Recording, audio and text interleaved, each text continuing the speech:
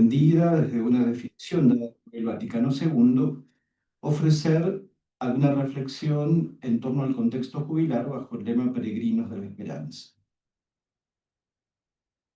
Desde mediados del siglo XIX, nosotros podemos decir que la Iglesia ha asistido al nacimiento y al desarrollo de movimientos de renovación en su vida. Uno de esos movimientos fue el movimiento litúrgico.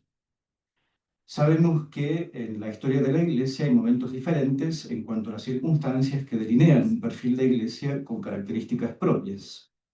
La Iglesia es idéntica siempre a sí misma, pero con un rostro particular en cada época.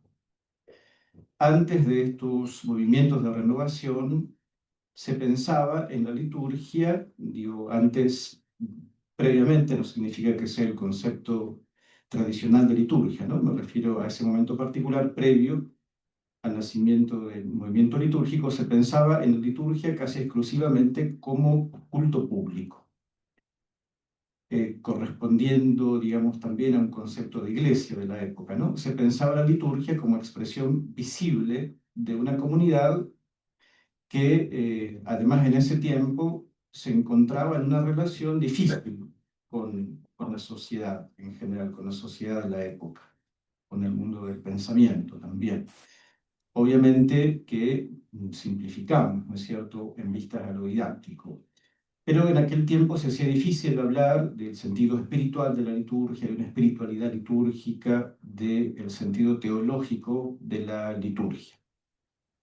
Hubo en la Iglesia quienes detectaron, por ejemplo, la escasa participación del pueblo como una carencia, también la necesidad de enriquecer el acceso en la liturgia a los textos de la palabra de Dios, ¿no es cierto? No solo eso, pero al menos cito esos dos puntos. Esto derivó en un movimiento de profundización y renovación que fructificó de alguna manera en la Constitución Sacrosanctum Concilium, en un concepto participativo de la liturgia, junto con otro aspecto que está presente también en diferentes lugares, en muchos lugares de la renovación teológica, se trata del concepto de misterio, ¿no? Un concepto bíblico, pero propio hoy en día, propio de la teología fundamental, un concepto que, digamos así, en el desarrollo de la teología de estos últimos tiempos se ha ido enriqueciendo al punto de convertirse en un concepto, digamos, que resulta portante en la teología contemporánea. En los textos, en algunos textos del Vaticano II, lo hemos expresado a esto de una manera particular. Yo voy a citar los lugares claves donde aparece el tema litúrgico y el tema del misterio, aunque el concepto de misterio no aparezca como definido, pero sí está muy presente, que son eh, fundamentalmente el número 8 de la Constitución sobre la Iglesia y el número 2 de la Constitución sobre la liturgia. Yo voy a citar aquí parte del número 2 de Sacrosanctum Concilium. Cito: es característico de la Iglesia ser a la vez humana y divina, visible y dotada de elementos invisibles, entregada a la acción y dada a la contemplación, presente en el mundo y sin embargo peregrina. Y todo esto de suerte que en ella lo humano esté ordenado y subordinado a lo divino, lo visible a lo invisible, la acción a la contemplación y lo presente a la ciudad futura que buscamos. Por eso, al edificar día a día a los que están dentro, para ser templo santo en el Señor y morada de Dios en el Espíritu, hasta llegar a la medida de la plenitud de la edad de Cristo, la liturgia robustece también admirablemente sus fuerzas para predicar a Cristo y presenta así la Iglesia a los que están fuera, como signo levantado en medio de las naciones para que bajo de él se congreguen en la unidad los hijos de Dios que están dispersos hasta que haya un solo rebaño y un solo pastor. En este párrafo se presenta la Iglesia Misterio, bueno, dotada de elementos humanos y divinos, en las que, como dice el número, lo humano está ordenado a lo divino. Podríamos desarrollar justamente esa afirmación, lo que implica que el humano está ordenado a lo divino, pero en este caso seguimos adelante. Con esta afirmación presente podemos dirigirnos a la comprensión de lo que la misma Sacrosanctum Concilium nos dice más adelante, específicamente en el número 10 que cito. No obstante, la liturgia es la cumbre a la cual tiende la actividad de la Iglesia y al mismo tiempo la fuente de donde emana toda su fuerza. Pues los trabajos apostólicos se ordenan a que, una vez hechos hijos de Dios por la fe y el bautismo, todos se reúnan para alabar a Dios en medio de la Iglesia, participen en el sacrificio y coman la cena del Señor. Por su parte, la liturgia misma impulsa a los fieles a que, saciados por los sacramentos pascuales, sean concordes en la piedad. Ruega a Dios que conserven en su vida lo que recibieron en la fe, y la renovación de la alianza del Señor con los hombres en la Eucaristía enciende y arrastra a los fieles a la apremiante caridad de Cristo. Por tanto, de la liturgia, sobre todo de la Eucaristía, mana hacia nosotros la gracia como de su fuente, y se obtiene con la máxima eficacia aquella santificación de los hombres en Cristo y aquella glorificación de Dios a la cual las demás obras de la Iglesia tienden como a su fin. Bueno, justamente de este número es que nosotros solemos hablar de la liturgia como fuente y culmen de la vida de la Iglesia. Hablamos de una circularidad en la que afirmamos que el mismo Dios es fuente de todo y destino de todo. Aquí en la tierra la presencia eminente de la divinidad se da precisamente en la liturgia, sobre todo en la liturgia eucarística, pero habrá, dice la revelación, una liturgia celeste, sobre todo mencionada en el Apocalipsis, una liturgia de alegría y de alabanza eternas, en las que Dios será todo en todos. En esa circularidad está todo aquello que es propio también, o ha sido propio de este mundo, el trabajo misionero, la pastoral, la catequesis, todos los servicios implicados en la vida de la comunidad cristiana y su testimonio de anuncio y servicio. En la liturgia terrena, aquella de la que participamos por ahora, se presentan unidas las polaridades que conforman el misterio, tiempo y eternidad, visible e invisible, acción de Dios, que tiene la absoluta primacía, y la acción nuestra, humana, pues la liturgia es también propiamente acción humana. El Dios que es fuente de la creación y el Dios que es destino y resumen también de la nueva creación. El pan eucarístico es expresión y resumen del destino cristológico de la creación entera, y la comunidad reunida, con todas sus imperfecciones y conflictos, es figura anticipada del reino, en el que ya nadie se adiestrará para la guerra ni alzará la espada, pueblo contra pueblo. De manera que en el tiempo litúrgico está presente lo eterno, pero también están presentes las horas desconocidas de esfuerzo semanal, que a veces pasan desapercibidas para todos, menos para Dios. Y en el lugar en el que la comunidad se reúne, está presente la iglesia, pero está también de alguna manera presente el mundo con sus necesidades, pues reconocemos que éste salió de las manos de Dios y que alcanzará en Dios su perfección. ¿Qué tiene que ver esto con nuestro tema jubilar? Vayamos ahora a un repaso breve por la temática del jubileo. Al final intentaremos poner en relación entonces liturgia y jubileo.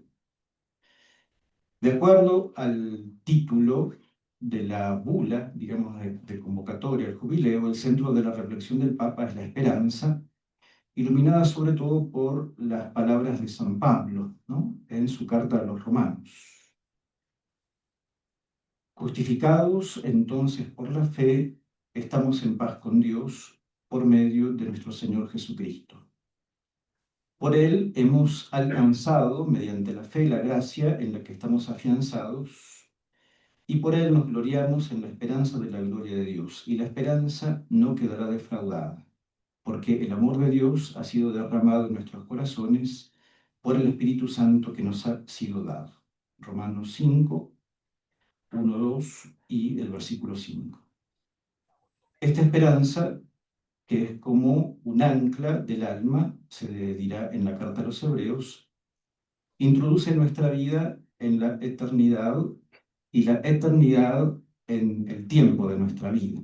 Estos dos extremos se compenetran de alguna manera para formar una alianza en nuestra existencia cotidiana.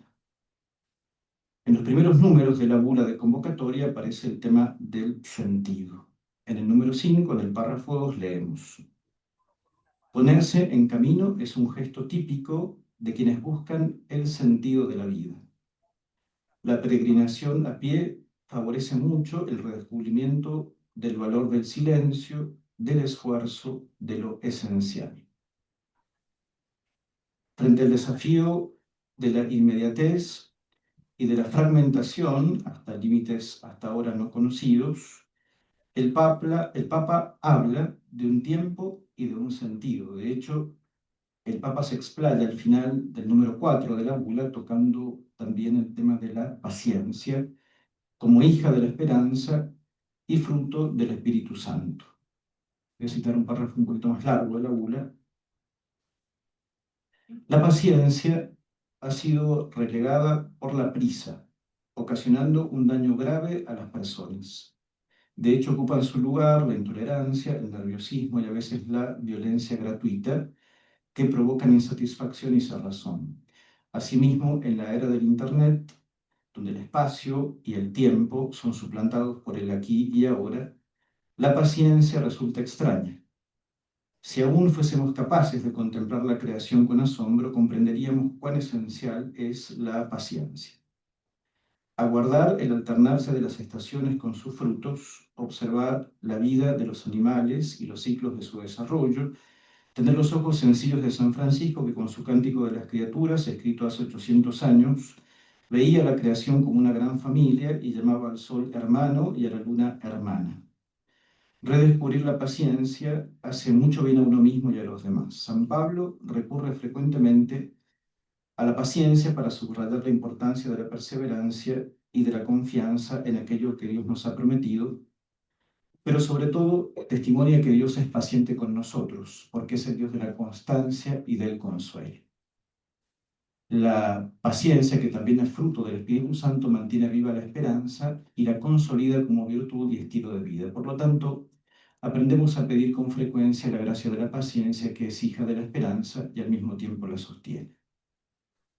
En este registro, la peregrinación se presenta como itinerario, fin de la cita, perdón. En este registro, la peregrinación se presenta como itinerario con un sentido en sí mismo. Digo esto contando obviamente con que además al final de nuestra peregrinación jubilar nos encontramos con el regalo del perdón y con la indulgencia, ¿no es cierto? Son un gran signo en nuestro tiempo de la misericordia eterna de Dios, de la misericordia que es Dios mismo. La esperanza, tema del jubileo, aparece como actitud que considera tiempo y eternidad unidos de alguna manera, hechos contingentes y sentido en una comunión que solo es posible ver si nos disponemos a ello. La peregrinación es un caminar, un traslado, un trasladarse, que pone en perspectiva lo eterno y lo contingente con todos sus desafíos. La peregrinación representa, obviamente, la peregrinación de la vida. Se espera llegar a destino, que en sí mismo se trata de un don. Pero el caminar representa también un trabajo. La esperanza de la que el Papa habla se construye. Es don y tarea, como solíamos decir en un tiempo. Pero no solamente es una esperanza que se construye, es una esperanza que también se ofrece. Es una esperanza que se vincula con situaciones del mundo que deberían funcionar como polos de atracción de esa oferta de esperanza. O sea, en el encuentro de lo que el mundo espera y la comunidad creyente ofrece, pueden nacer situaciones que transformen la desesperanza en esperanza. Prácticamente se trata de un concepto misionero de la esperanza. Tomo aquí algunas de estas situaciones signos de las que el Papa habla en la bula. Por ejemplo, el Papa habla de la relación entre peregrinos y refugiados, ¿no? Sabemos que el Papa ha presentado y se ha comprometido que había salido con Europeanis, migrantes, ¿no?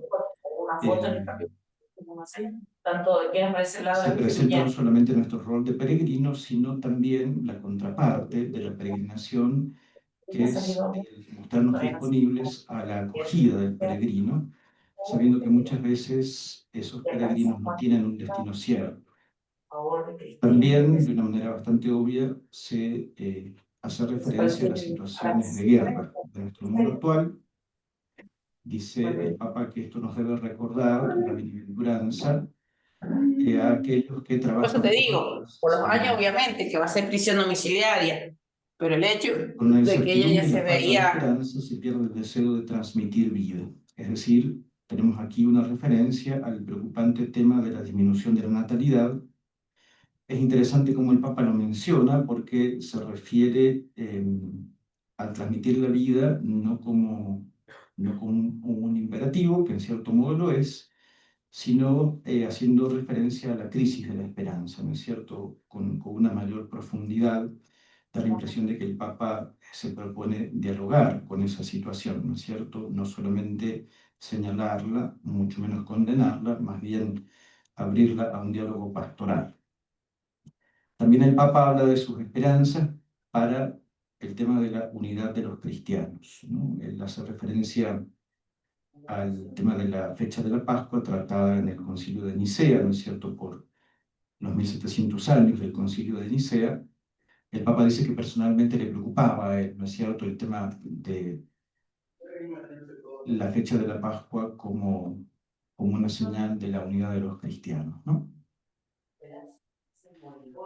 Bueno, yo después de señalar esto que el Papa enumera, sabiendo que hay muchas más situaciones, de hecho enseguida voy a abrir el diálogo un poquito a esas situaciones, o mejor dicho, abrir la pregunta. Termino intentando unir estos dos momentos de la intervención, liturgia y esperanza, vivida y ofrecida. La liturgia de nuestros hermanos en el tiempo en el que la iglesia naciente vivía el martirio, era una liturgia que frente a la persecución les fortalecía en la certeza de la victoria de Cristo. En el mundo tendrán que sufrir, pero ánimo, yo he vencido al mundo. En la liturgia, el Señor resucitado se hacía presente para acompañar una situación existencial concreta, la persecución vivida ya no solo como una circunstancia desfavorable, sino como una ocasión de testimonio. La pregunta que empieza a plantearse es entonces acerca de este lugar, el lugar donde lo santo y lo divino se hacen verdaderamente presentes, el lugar de la presencia eminente, cómo hacer para que la liturgia a su vez sea un lugar de relevancia de lo social, en el que el cumplimiento del precepto dominical o la recepción misma de la indulgencia no queden aislados de una mirada a este mundo que pide esperanza. ¿Cómo hacer para que la liturgia, de la misma manera que sucedía con los primeros cristianos, sea un lugar en el que las situaciones existenciales reciban la palabra del Señor resucitado, que envía a esos lugares como lugares de anuncio de una buena noticia? El tiempo, con todas las situaciones enumeradas en la bula y tantas más, debe ser abrazado por lo eterno. No podemos llegar a la eternidad sin llevar con nosotros una respuesta al tiempo en el que hemos vivido. La liturgia como fuente y culmen implica que en el centro de su desarrollo está la vida, de manera que nuestro cielo pueda llegar a ser una eternidad atravesada por nuestro tiempo, como Jesús, ¿no es cierto?, que ha vivido el tiempo, su historia humana, de tal manera que ha marcado, podríamos decir, su eternidad, pensando en la contemplación de sus santas llagas, que eran obviamente de su humanidad, pero eran también las llagas de todos nosotros. Dejo la pregunta: ¿qué modo de vivir la liturgia para este mensaje de esperanza misionera? En particular, comparto esto de pequeño testimonio como un disparador del diálogo. Hace 3 meses que yo estoy en una parroquia, estoy llegando allí, en la que están presentes en la celebración dominical y en algunos momentos importantes de la vida parroquial, personas en proceso de recuperación por sus problemas de adicción. La celebración de la comunidad abraza también la vida de ellos y los acompaña, los contiene, podríamos decir, en su camino. Allí la celebración de la liturgia se vuelve también servicio concreto para estas personas, para las cuales tener una comunidad en medio de la cual vivir un camino tan difícil es una riqueza, que no se puede medir. Es como si el mismo Jesús volviera a abrir para ellos la mesa, ¿no es cierto?, como nos cuenta el Evangelio. Además, hay dos situaciones en el mes celebrativas en la parroquia en las que las celebraciones están destinadas particularmente a personas enfermas, en uno de los casos enfermos de cáncer. Son muchos los que se acercan, ¿no es cierto?, en busca de esperanza. Pienso también lo que se hace en muchas comunidades en que la liturgia dominical es momento de llevar la ofrenda de alimentos o de ropa para los hermanos más necesitados, un gesto ya vivido, ¿no es cierto?, por nuestros hermanos de los primeros tiempos de la fe. Pienso también en el tema de la predicación, ¿no es cierto?, en un tiempo de tanta fragmentación social, ¿no es cierto? Yo a veces he llegado a situaciones en las que, por ejemplo, sabía que hablar del Papa era un tema con el que algunos acordaban y otros se resistían, ¿no? Citar al Papa. Pero bueno, a pesar de esta fragmentación, a pesar de la dificultad, necesitamos hacer presente desde el Evangelio, también en la predicación, todas las situaciones que son motivo de oración y de misión, no solamente como una referencia crítica o como denuncia, ¿no es cierto?, profecía, sino como un lugar donde resuenen esas situaciones que todos estamos viviendo y donde podamos tratar de encontrar juntos como comunidad las respuestas que la palabra y que el pan eucarístico nos ofrezcan, para que de esa manera los signos de la liturgia realmente signifiquen, ¿no es cierto?, o mejor dicho, signifiquen cada vez más, para que el saludo de paz que nos damos en la celebración sea realmente signo de paz, parafraseando el envío final, digamos, para que podamos decir que hemos celebrado el eterno y que vamos a vivirlo en el tiempo, o que hemos iluminado nuestro tiempo con el amor del Dios eterno y que vamos a vivirlo en nuestro tiempo ofreciendo lo que hemos recibido. Muchas gracias.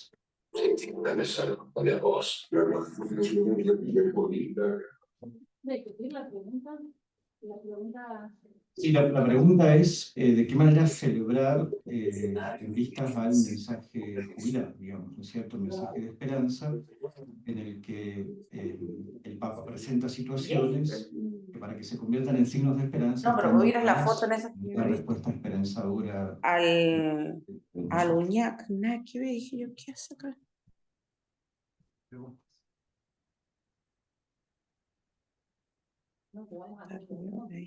Ahora mismo. Pensé que. Yo empiezo y después el chico. Bueno. En realidad no es una pregunta, sino es, me hiciste pensar en esto de que la liturgia es el culmen, pero también es el inicio y Mira. cómo los signos que vamos presentando, los símbolos. Ahí en el lugar donde estaba ahora vieja, me habían dicho. En la liturgia van cobrando más sentido desde nuestra vida. Muchas veces nos quedamos en el rito, nada más, en el rito vacío. Y vos nombraste ahí al final, en esta comunidad que estás, cómo se va retomando este sentido, llenando de sentido a esta simbología o a esta signo que tiene la liturgia. Por ejemplo, pusiste el abrazo de la paz. Muchas veces lo hacemos mecánicamente. Lo saludo y nada más. Sin embargo, cuando yo le pongo sentido, yo le puedo estar en el abrazo, le puedo estar salvándole la vida a la otra persona, ¿no? Lo que pienso es esto, lo que me hace pensar es esto. Y sale la mesa entre los tres viejos que son los que lo condenaban. Ella le dice los tres monos. Sin sentido. Sin hacerla conectar con mi vida cotidiana. Eso es lo que me ha hecho llegar.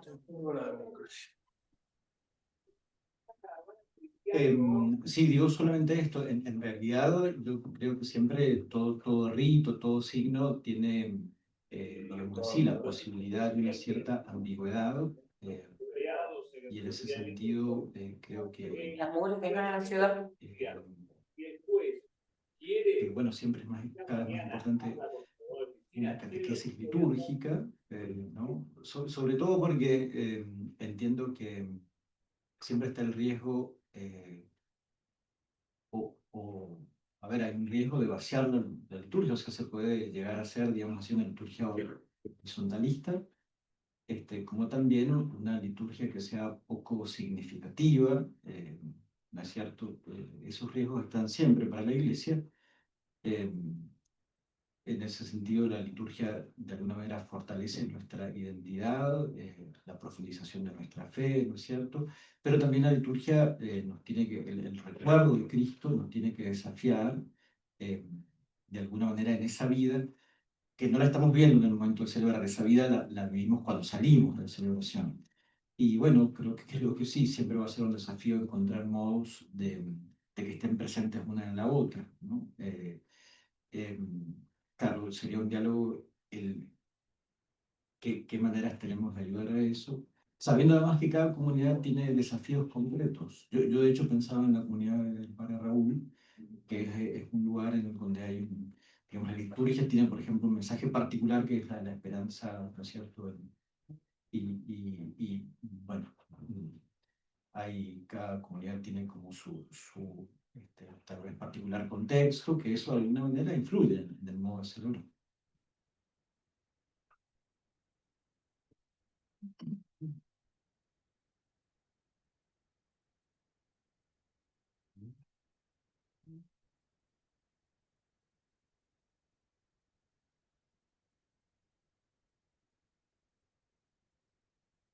Agradecemos al padre Pedro Orduña, el profesor también de la casa. Muchas gracias, Pedro, por esta presentación. Muchas gracias. Me ha dado la apertura y el inicio de estos conversatorios.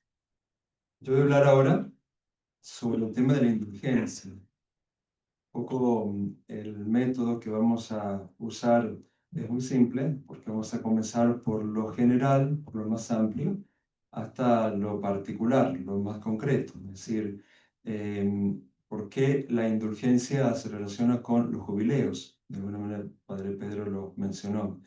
Después, ¿qué es la indulgencia? ¿Qué es? Es decir, el concepto y esa mirada teológica canónico, también pastoral, podríamos decir, para saber bien qué es y para poder implementarla y para poder vivir este jubileo.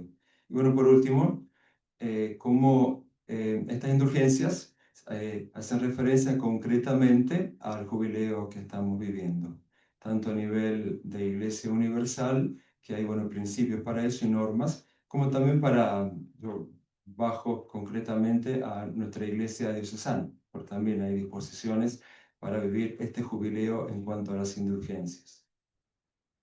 Entonces, en primer lugar, ¿tiene relación las indulgencias con el jubileo? Ya dijimos que sí, a lo largo de la historia de la Iglesia. Pues son el perdón y la reconciliación han estado de siempre en el centro de todo jubileo. Es un tiempo de gracia, es un tiempo de salvación, de santidad y también, por supuesto, del perdón, también del perdón. Entonces, tiene esta mirada de una forma muy especial el tema de las indulgencias. Constituye desde el principio su centro y su esencia en todo jubileo. Es como la culminación del camino de conversión y renovación de la vida a la que el jubileo llama a todos los bautizados, porque es, jugando con esto del tiempo, es temporal. Es este año que comenzó en una fecha y va a terminar en otra fecha. Entonces, esto de la mirada del tiempo, del espacio, de lo celebrativo, de la liturgia, lo tenemos en cuenta también acá. Sabemos que en el jubileo, que es este tiempo de gracia, es un llamado fuerte a la conversión. Hay un llamado fuerte a la conversión y a la renovación espiritual. Es el objetivo de todos los jubileos, también este, por supuesto.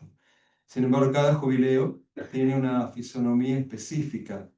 Juan Francisco inauguró el Jubileo de la Misericordia, ¿se acuerdan? Ahora estamos en el gran jubileo ordinario por el 2025, porque hay una fecha, es decir, histórica, cada 25 años, dada por esa bula de convocación, que recién Padre Pedro la mencionaba, que vincula estos objetos generales con las necesidades particulares de la Iglesia y de la sociedad en este momento, porque si uno lee la bula, vemos que estos jubileos que se venían celebrando en la Iglesia, en este año, tiene como notas propias por las circunstancias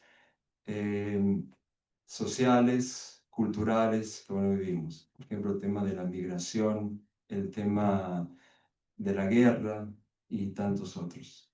Para el jubileo del 2025, este año el Papa Francisco ha invitado a los fieles a redescubrir la virtud de la esperanza, en un contexto, como decía, histórico muy particular.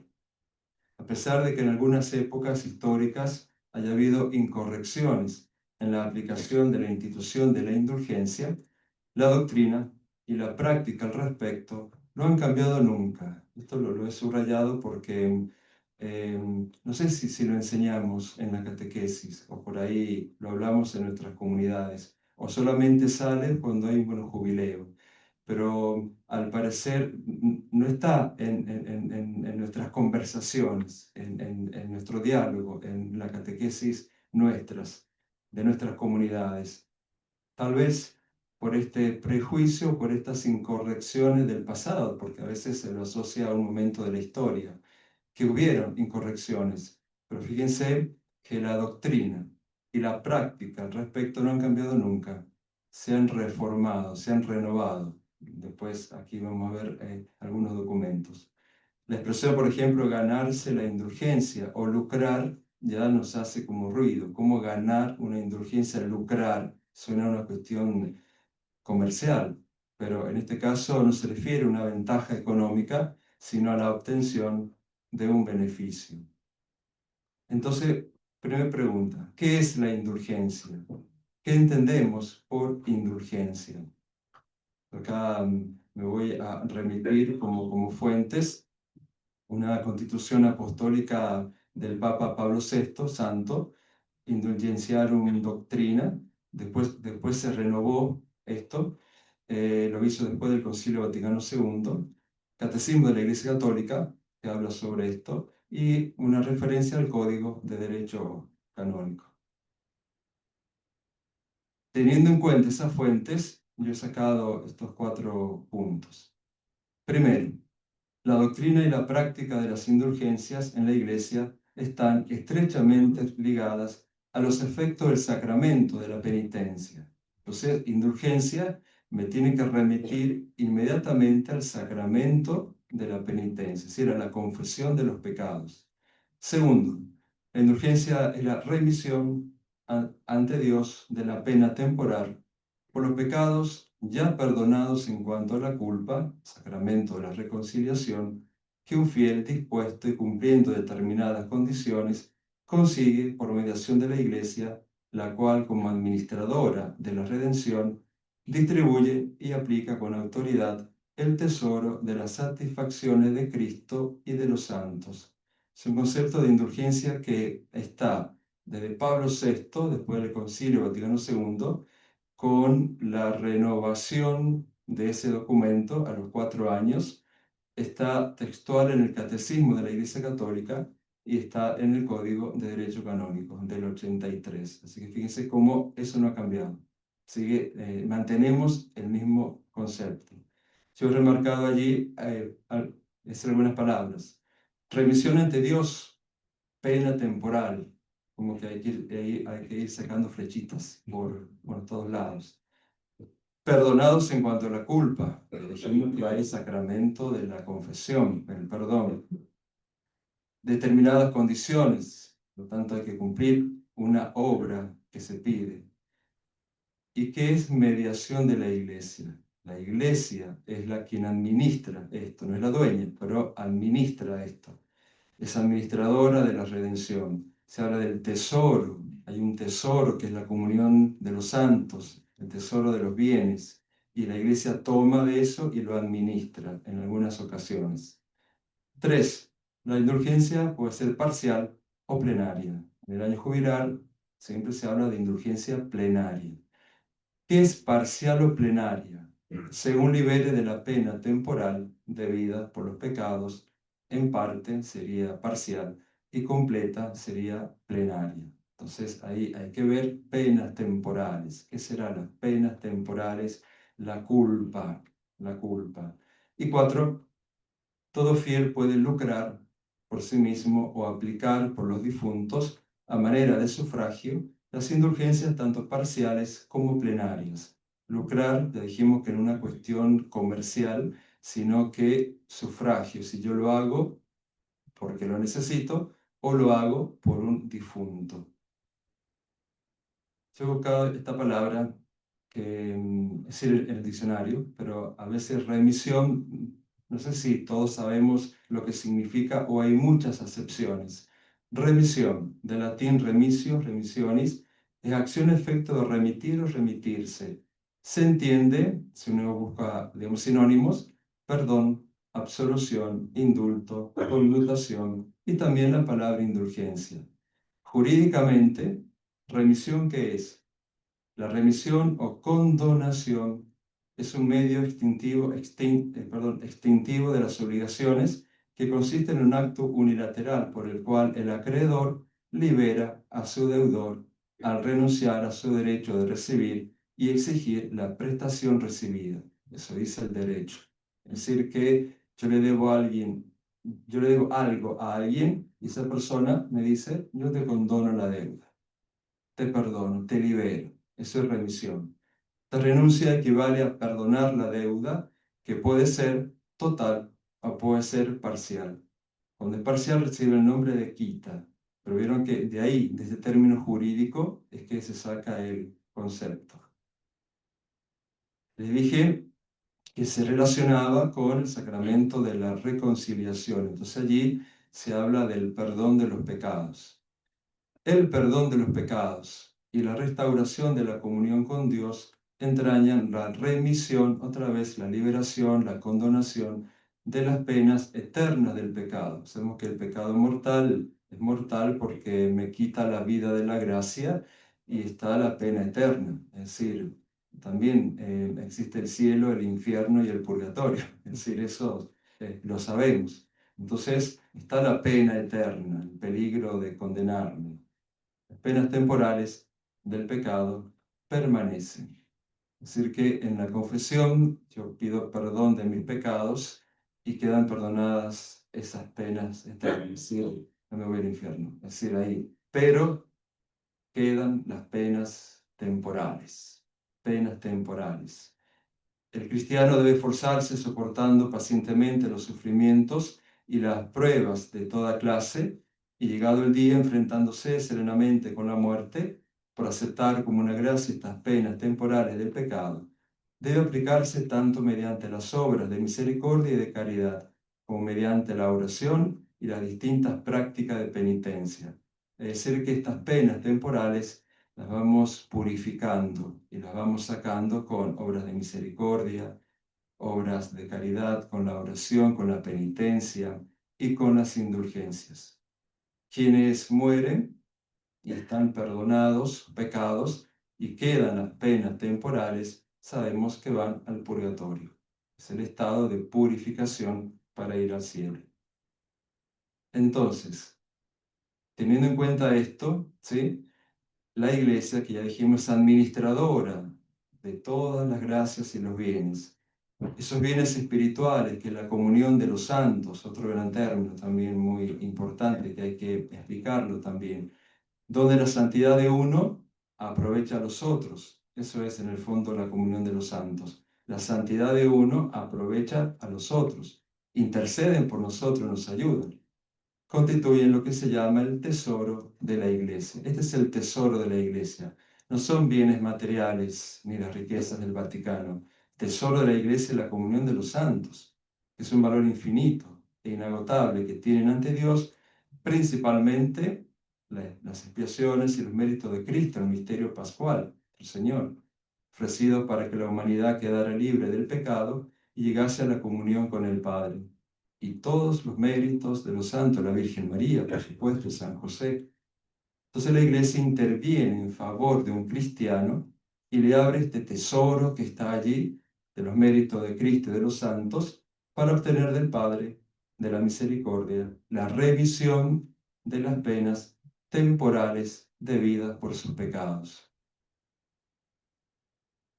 Entonces, para ganar una indulgencia plenaria, además de la exclusión de todo afecto a cualquier pecado, incluso venial, se requiere la ejecución de la obra enriquecida con indulgencia y el cumplimiento de 3 condiciones.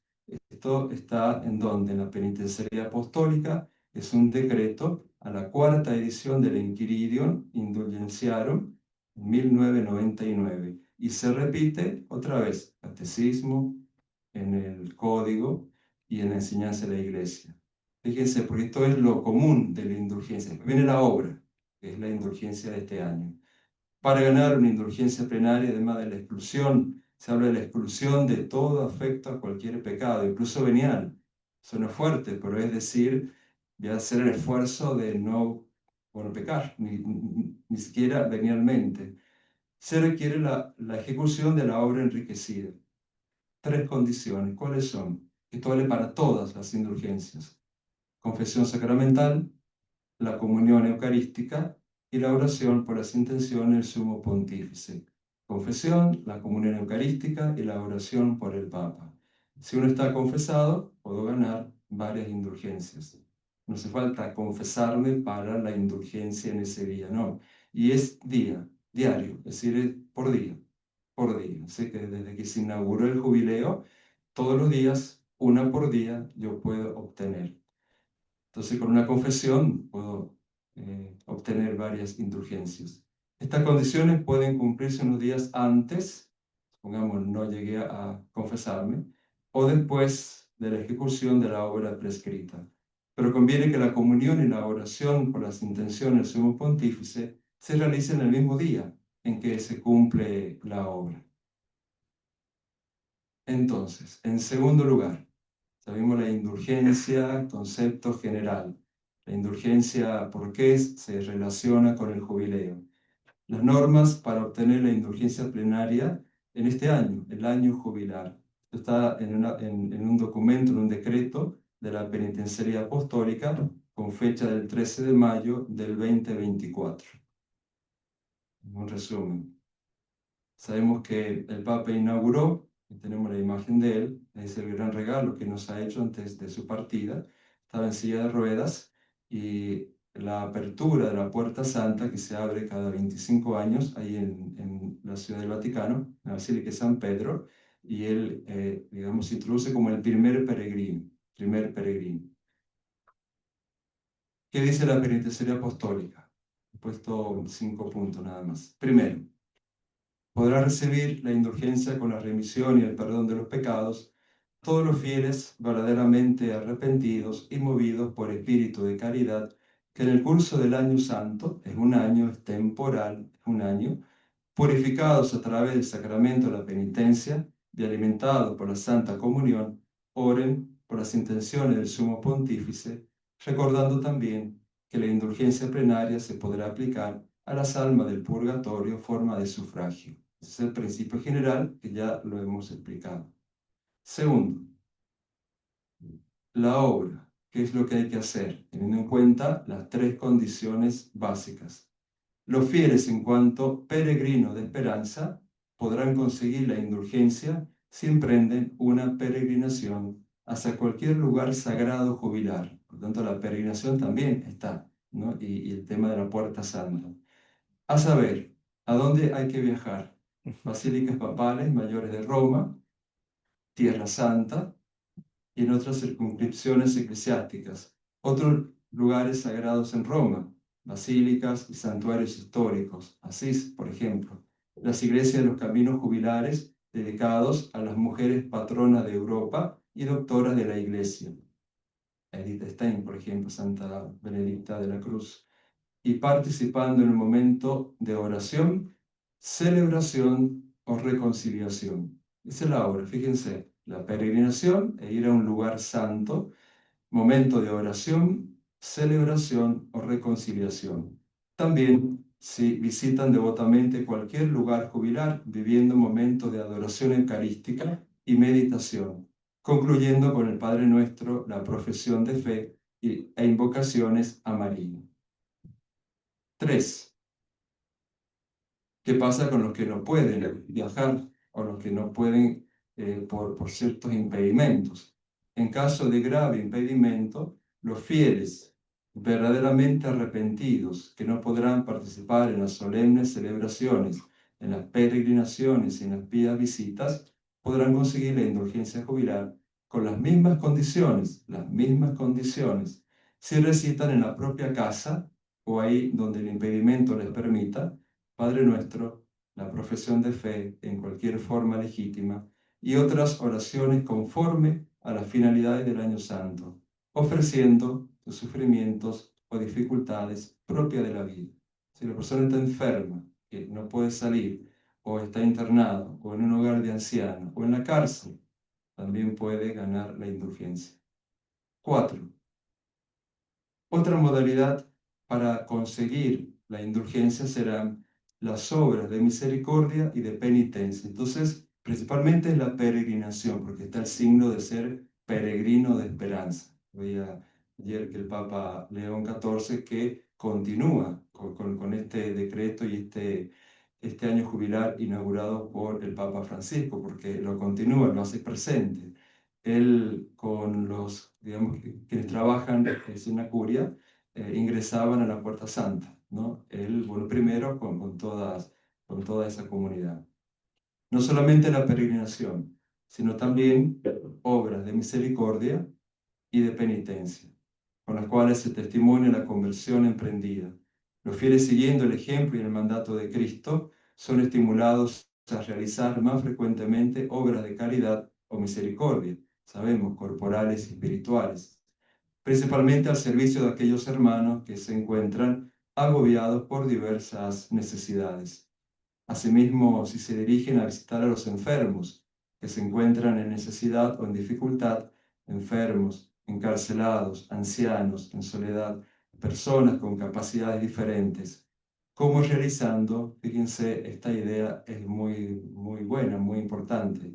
Si no podemos hacer la peregrinación al lugar santo, el visitar a un enfermo o a alguien necesitado, una peregrinación hacia Cristo presente en ellos. También es una peregrinación hacia Cristo presente en ellos. Hay que ir por esa intención. Claro. 5. Último. Para concretizar el espíritu penitencial, el alma del jubileo es el espíritu penitencial. Por eso es un año penitencial. Tiene que aprovechar para limpiar y purificar y arrepentirnos. Es el alma del jubileo. Por eso la ocasión de este tiempo, en la liturgia, en las celebraciones, en hacer algo, es justamente por la conversión, para acercarnos más a Dios y convertirnos. La indulgencia podrá ser conseguida también, fíjese, todas las formas para conseguir la indulgencia plenaria, también como absteniéndose en espíritu de penitencia, al menos durante un día, de distracciones banales, reales y también virtuales, el Papa es consciente de la sociedad que vivimos, y de consumos superfluos, así como otorgando una proporcionada suma de dinero a los pobres, o sosteniendo obras de caridad religiosa o social, especialmente en favor de la defensa y protección de la vida. Y también dedicando una adecuada parte del propio tiempo, si no tenemos dinero, si tenemos tiempo libre, a actividades de voluntariado. También. Entonces fíjense qué amplio tenemos para aprovechar esta indulgencia. Les dije lo último, si bien acá como poner, no un ejemplo, pero sí como esto de la indulgencia universal, de las normas que nos da la penitenciaría, también cada diócesis lo concretiza. En San Juan, en la iglesia particular de San Juan, siguiendo el deseo del Papa Francisco, que en la misma bula de convocatoria del jubileo decía que en cada diócesis se podrá alcanzar la indulgencia jubilar en la iglesia catedral u otras iglesias y lugares sagrados designados por el propio obispo. Es decir, como la iglesia es la que administra esto, también en la bula el Papa dispuso que también el obispo en cada lugar como pastor, también él disponga de aquellos lugares y aquella forma en que se puede obtener la indulgencia. El señor Jorge Lozano dispuso que el domingo 29 de diciembre del año pasado, 2024, en la misa de 11 celebrada en la Iglesia Catedral San Juan Bautista, quedara abierto el Año Santo en la arquidiócesis y en todos los lugares designados. Hay un decreto también de fecha del 12 de diciembre del 2024 que dispone lo siguiente. Siguiendo el decreto de la penitenciaría apostólica, establece nuestro obispo como iglesias jubilares para alcanzar el don de la indulgencia plenaria, sea en peregrinaciones comunitarias o visitas personales, los siguientes templos: la Catedral, Basílica Nuestra Señora de los Desamparados, San Antonio de Padua, Mediagua, Inmaculado Corazón de María, en Fátima, Cristo Rey, Santuario San José, Minjachal, Santa Bárbara, en Mogna, San Expedito, Nuestra Señora del Carmen, que es Vallecito, Santuario Inmaculada Concepción y San José, Santuario Medalla Milagrosa, que es de San Juan María Vianney, Capilla San Cayetano en Chimbas. Y también nuestro obispo dispone que en la fiesta patronal de cada parroquia también se obtenga ese día indulgencia plenaria jubilar. Yo, por ejemplo, estoy en una capilla y no entraría en este decreto, porque no es parroquia. Así que tengo que ir. ¿O sí? Además, concede la indulgencia plenaria a quienes realicen una peregrinación al encuentro de Cristo. Acá lo he puesto textual del decreto del obispo. Vieron que sigue la misma idea. Es decir, si no puedo peregrinar, puedo también peregrinar a Cristo, que son las personas necesitadas. Presenten quienes se hallan en situaciones de pobreza y exclusión y visiten por un tiempo adecuado a los enfermos, encarcelados, ancianos en soledad, casa de recuperación de adictos a las drogas o al juego, personas con discapacidad, también así como a quienes participen de cualquier actividad misionera. Y finalmente concede el don de la indulgencia plenaria a los grupos de personas que participen de los encuentros arquidiocesanos establecidos para este año, recordando nuevamente que las personas que estén impedidas de participar de modo presencial podrán unirse espiritualmente con devoción de alguna de estas peregrinaciones. También las personas que no pueden hacerlo. Para terminar, tenemos allí el cuadro de la Virgen María, Salus Populis Romano, que el Papa visitaba con frecuencia y de hecho pidió estar sepultado allí. Invoca a la Virgen en la bula de convocación, porque dice: la esperanza encuentra en la Madre de Dios su testimonio más alto, decía el fallecido Papa Francisco, y nos animaba a que el jubileo sea un año santo caracterizado por la esperanza que no declina, la esperanza en Dios. Que nos ayude, pedía él, también a recuperar la confianza necesaria tanto en la Iglesia como en la sociedad, en los vínculos interpersonales, en las relaciones internacionales, en la promoción de la dignidad de toda persona y en el respeto de la creación. Que el testimonio creyente pueda ser en el mundo levadura de genuina esperanza, anuncio de cielos nuevos y tierra nueva, donde habita la justicia y la concordia entre los pueblos, orientados hacia el cumplimiento de la promesa del Señor. Dejémonos atraer desde ahora por la esperanza y permitamos que a través de nosotros sea contagiosa para cuantos la desean. Que nuestra vida pueda decirles: espera en el Señor y sé fuerte, ten valor y espera en el Señor. Nuestra bula de convocatoria es spes non confunde, la esperanza no nos defrauda, la esperanza no nos defrauda. ¿Tiene alguna pregunta? Yo no he pensado una pregunta así en general, pero si alguien quiere preguntar algo. Muchas gracias.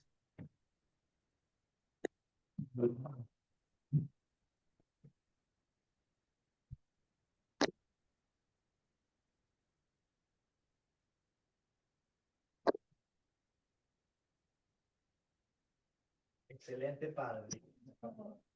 El chat. Ah, el chat. Por ese chat.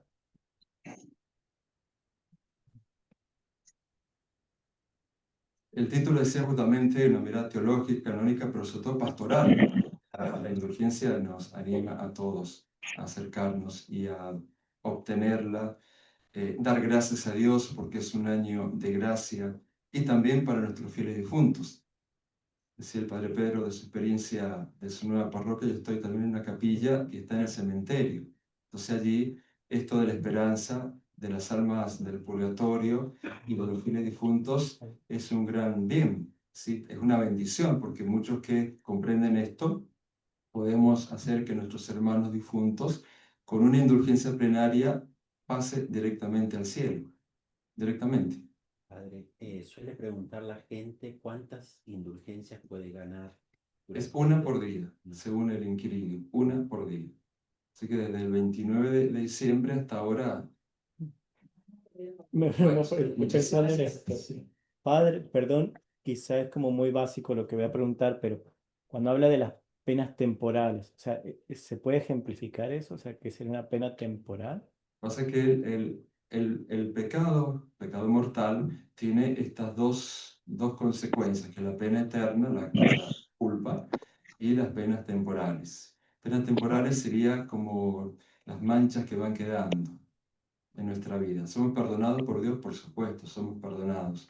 Pero el Concilio de Trento aclaró esto, así como está la concupiscencia después del sacramento del bautismo, también después de cada perdón en el sacramento de la reconciliación quedan estas penas temporales, que son parte de nuestra fragilidad humana y de esas manchas que bueno, van quedando en nuestra vida y que exigen de nuestra parte la penitencia, el sacrificio, el ofrecer la enfermedad, que bueno, no sabía que la tenía o me sorprendió, las pruebas de la vida.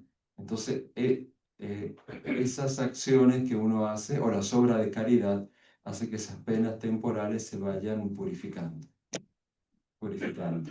¿Vale? Entonces, y si no termino de purificar, Dios nos da el estado del purgatorio, ¿sí? Para purificarlas. El purgatorio es como para graficarlo el atrio del templo, es decir, sí o sí vas al cielo. Y hay tiempo y no se sabe mucho, porque se habla de un estado. Antes, por eso se reformó, después del concilio, se hablaban de días, de meses, eso ya no se sacó. No, pero se habla de estado. Por ejemplo, una persona enferma que ofrece sus dolores, acepta con fe, digamos, con esperanza, y ofrece toda, digamos, su enfermedad, no va al purgatorio. Ya todas sus penas temporales de la vida quedaron purificadas. Sí, hicimos confesión, Eucaristía, unción. Yo por eso decir, no hay un dogma ahí, pero no va al purgatorio. Su purgatorio ya fue. ¿De qué manera se puede aprovechar también para que el jubileo, como la práctica de las indulgencias, ayuden a redescubrir la vida más allá de la muerte? Claro. Porque si no, creo que si uno no se la plantea, tampoco extiende mucho lo que esto puede tener como consecuencia.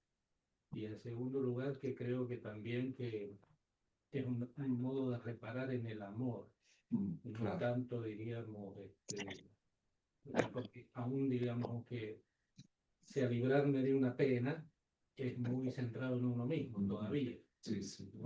Es también reparación. La reparación es el amor. Claro. Porque el núcleo del pecado, me parece, es no amar a Dios, al prójimo. Sí, yo creo que es eso, esencialmente.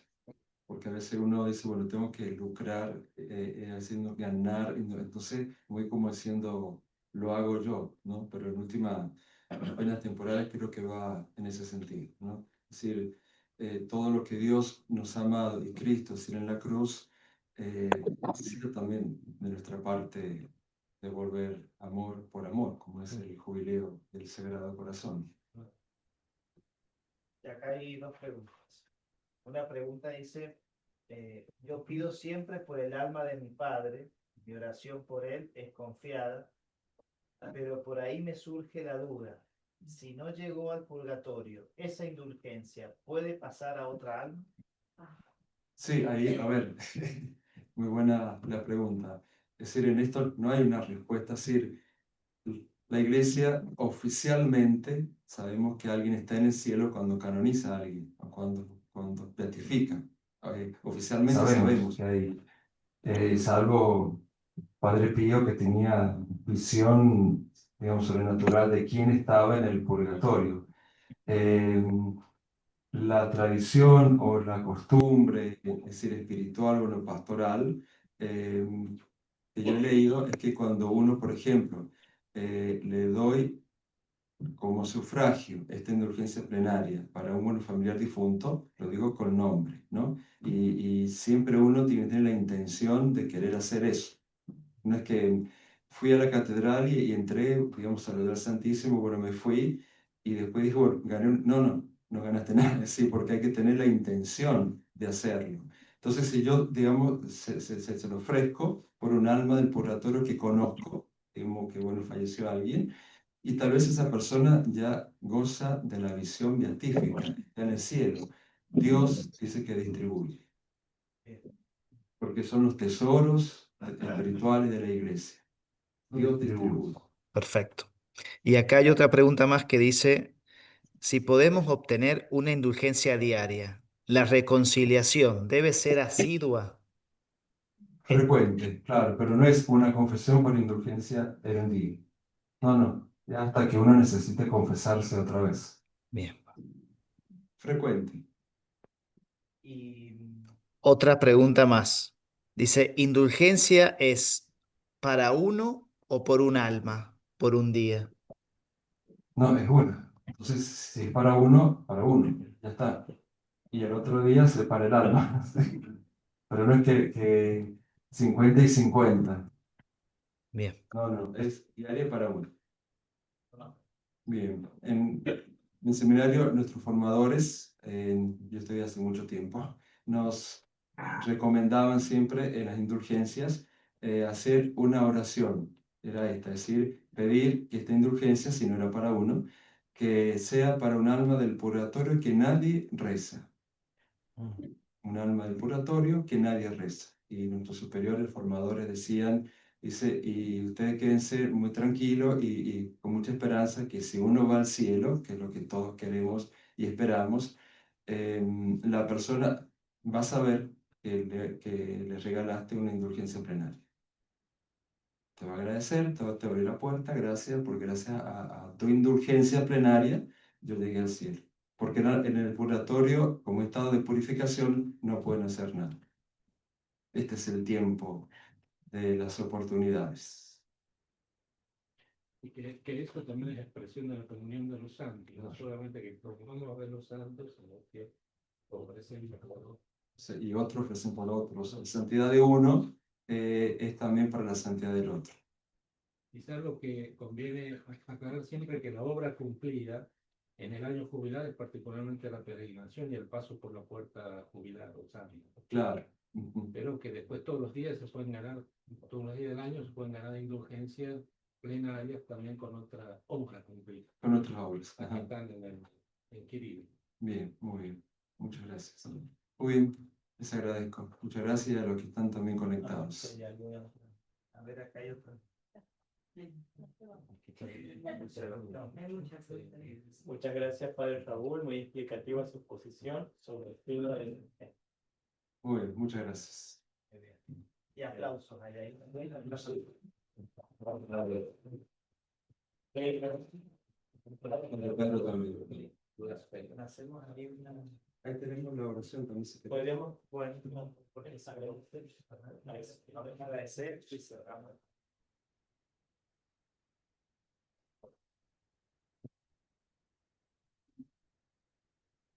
Bueno, agradecemos a todos los que han estado presentes aquí en la sala del aula magna y también a todos los que se han conectado. Invitamos que para los próximos conversatorios también puedan sumarse otras personas más que puedan invitar. Así que, bueno, agradecidos por este compartir. Muchas gracias al padre Pedro Orduña, que fue el primero que expuso sobre la liturgia, y al padre Raúl Salazar.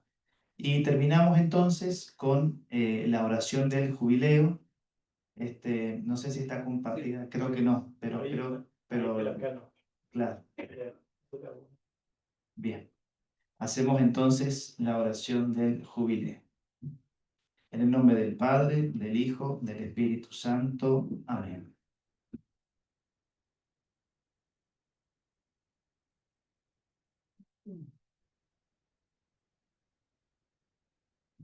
Padre que estás en el cielo, la fe que nos has donado en tu Hijo Jesucristo, nuestro hermano, y la llama de caridad infundida en nuestros corazones por el Espíritu Santo, despierten en nosotros la bienaventurada esperanza en la venida de tu reino. Tu gracia nos transforme en dedicados cultivadores de las semillas del Evangelio, que fomenten la humanidad y el cosmos en espera confiada de los cielos nuevos y de la tierra nueva. Cuando vencidas las fuerzas del mal, se manifestará para siempre tu gloria. La gracia del jubileo reavive en nosotros, peregrinos de esperanza, el anhelo de los bienes celestiales y derrame en el mundo entero la alegría y la paz de nuestro Redentor. A ti, Dios, bendito eternamente, sea la alabanza y la gloria por los siglos. Amén. Invitamos al Padre Ángel Hernández a que nos dé la bendición a nosotros y a los que están conectados.